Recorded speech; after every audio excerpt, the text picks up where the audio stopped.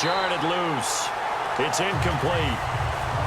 Looked like they had an opportunity for a big play across the middle, but he didn't have the concentration or the focus necessary and dropped it before he could haul it in.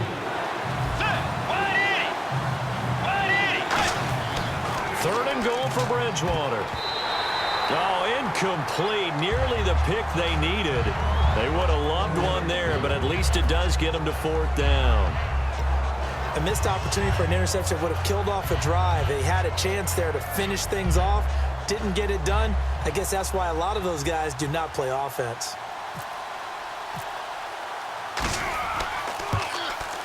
And Walsh able to convert it as his kick is good. And that'll push the lead up to 13-0. So put another 3 on the board, and all things considered, a good opening drive here to begin the third quarter. It sure was. I think as a head coach, you're happy to come out and put a little drive together, take the 3 points, and build on your lead.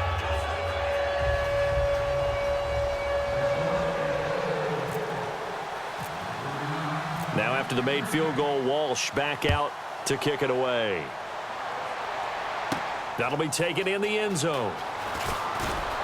And in hindsight, probably should have stayed where he was, as he'll only get back to the 16-yard line. Now we take a glance at the offense as they work their way back out for their first possession of the second half. They trail offense, first time to touch the ball in quarter 3, and we'll see what they can do. And I can't wait to see what they have planned, because some teams... And he's going to be brought down. Back at his own 6-yard line. Everson Griffin. He's the one that got to him. He takes him down for a loss of 9.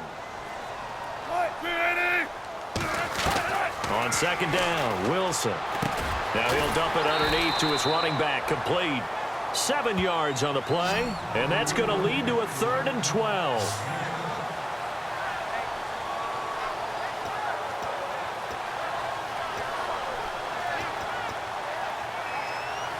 Try to get one more in here before the quarter breaks. Back now in Seattle, Washington. It's the Seahawks with possession of the football, but they do trail here to begin quarter number 4. And the Vikings with an extra defender in the secondary on 3rd. Playing coverage here.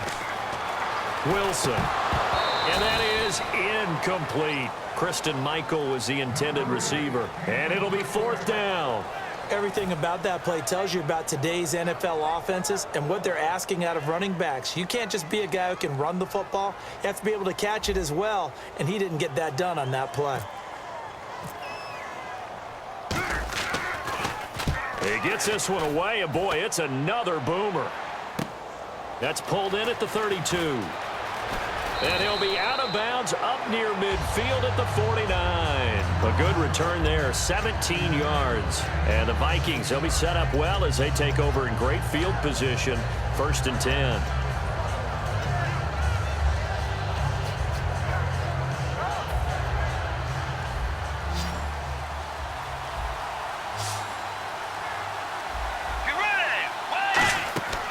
Bridgewater on 1st down. Oh, the ball comes out on the hit, but they'll say it's incomplete. A lot of teams love to throw screen passes. They want to tire out defenses because they make them run a lot.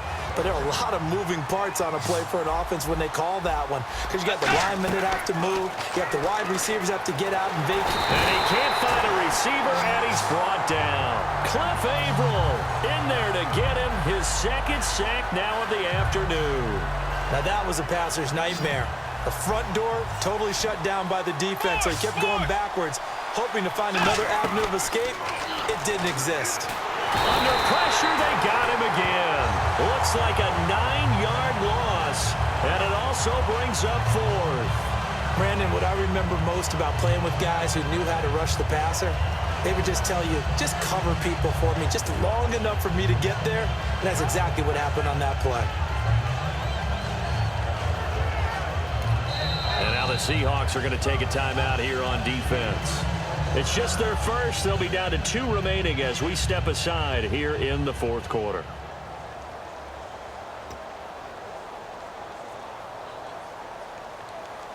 Here's Jeff Locke now as the drive goes backwards, so he's on to punt it away.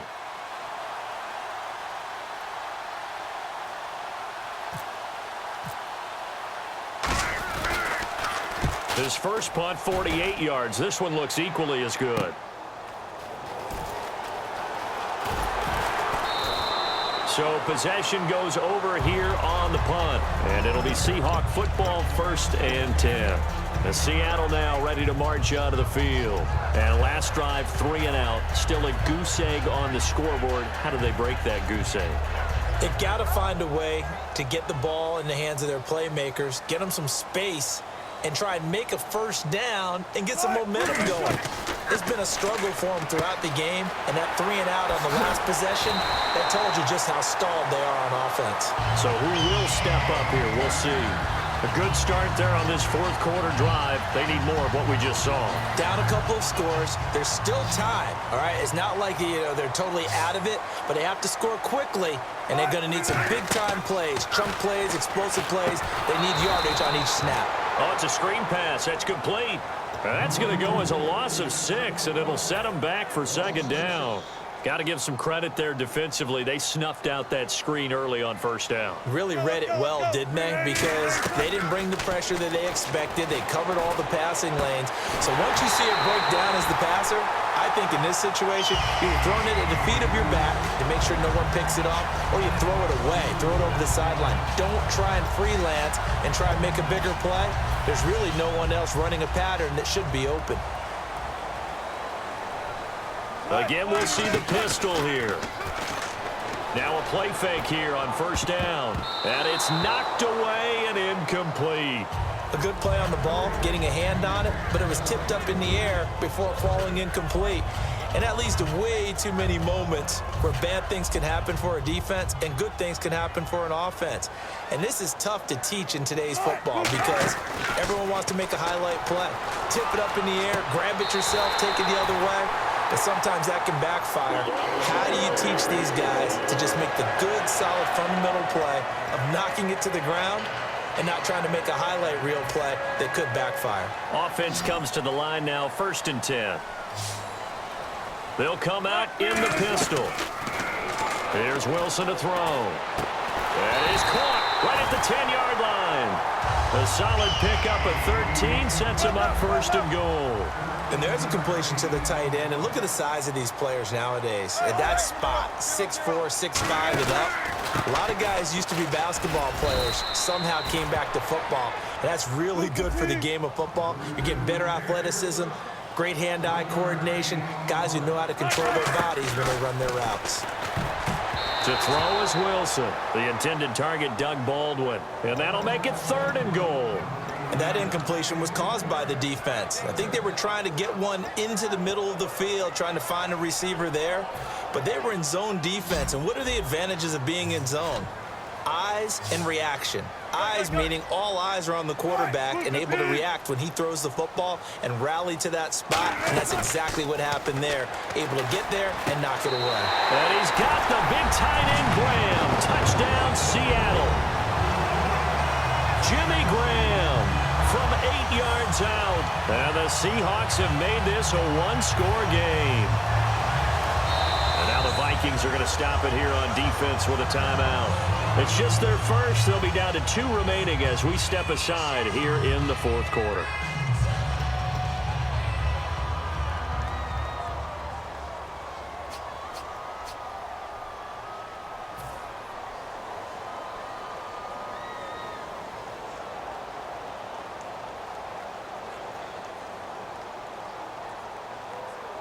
All right, now the Seahawks face a big 2-point conversion attempt.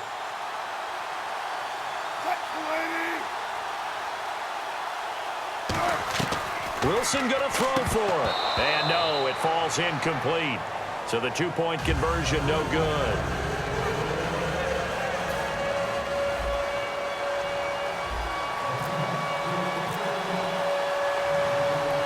Hauschka to send this one away following the score. That's fielded in the end zone. And they'll put up the stop sign there as his guys will get it at the 25. And now out comes Minnesota. And they're coming off a 3-and-out, my friend. I think they've got to look at that play sheet and go to a spot that they haven't gone before. Time to shake things up a little bit to try and get this offense moving. Okay, so how do you do that? How do you shake things up? You look at what you called before, realize it hasn't worked Go to so something well, else. and maybe try and find one of those special plays from one of your better players, and maybe try and hit something big and get things going. And now the Seahawks are going to call another timeout. That's going to be their second. They'll be left with one more plus the 2-minute warning, and we'll be back. Time is starting to run out, really becoming a factor. We'll see if the defense can get the stop they need to get the ball back to the offense. Peterson alone in the backfield. And he'll get it up the middle. And he'll push this forward only to about the 42-yard line. 3 yards on the pickup there, and it'll be second down. Time for a break. We're back to see what happens after this.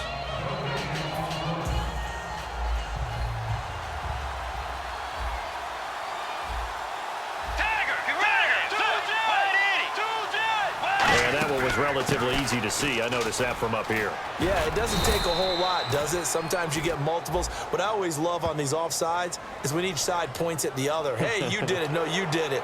They deciphered that one correctly.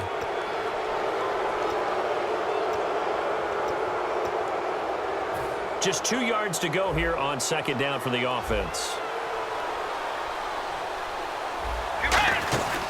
Following the penalty, it's Peterson. And he'll get it down to the 47 here. It's a pickup of 6 and good enough to move the chains. Well, we always talk about good down and distance, allowing offenses to expand their playbook. Well, 2nd and 2, that means your playbook's wide open. You can run just about anything. But a lot of times, the play caller, he just looks down at his sheet, sees the short yardage runs, and goes to one of those. A gain of 3, second down. Tough day, tough sledding right there, and it's been that way the entire game. Not a whole lot of room to ramble for him. Yeah, you're right. It's been that way all afternoon. Didn't get a whole lot better there. They run the counter now. It's Peterson. And he'll lose yardage here. Back at the 47. So he loses 3 yards there. Now third down. And play is stopped here. Timeout. It's the defense calling the timeout here. That'll be their third and final stoppage here as we step aside.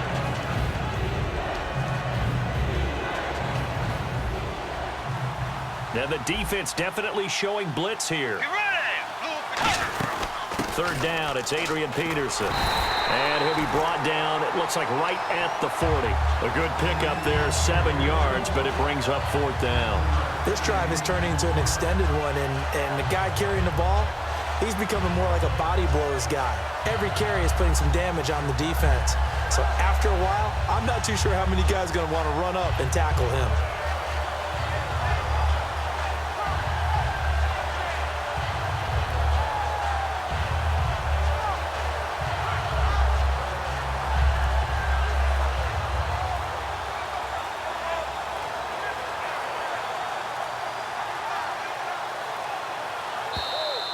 And the play clock is going to run out here. They're in no hurry to get a play off.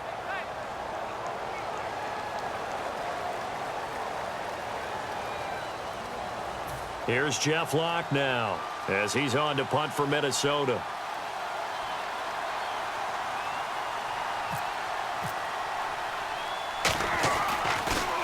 He's averaging just under 50 yards a punt as he gets this away. Now it's Lockett.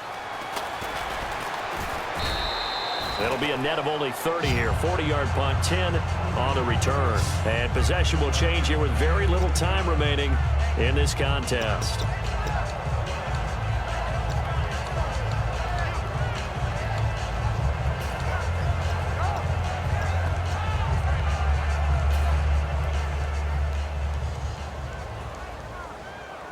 Defense really showing respect to the deep ball here, playing off the receivers. They'll look to throw. And Graham's got it over the middle. And he is out of bounds, getting it across the 30-yard line. It's a pickup of 21. And the Seahawks are going to have a first down. One last shot for Wilson. And it's incomplete. So their final drive comes up empty. And with that, the ball gets over.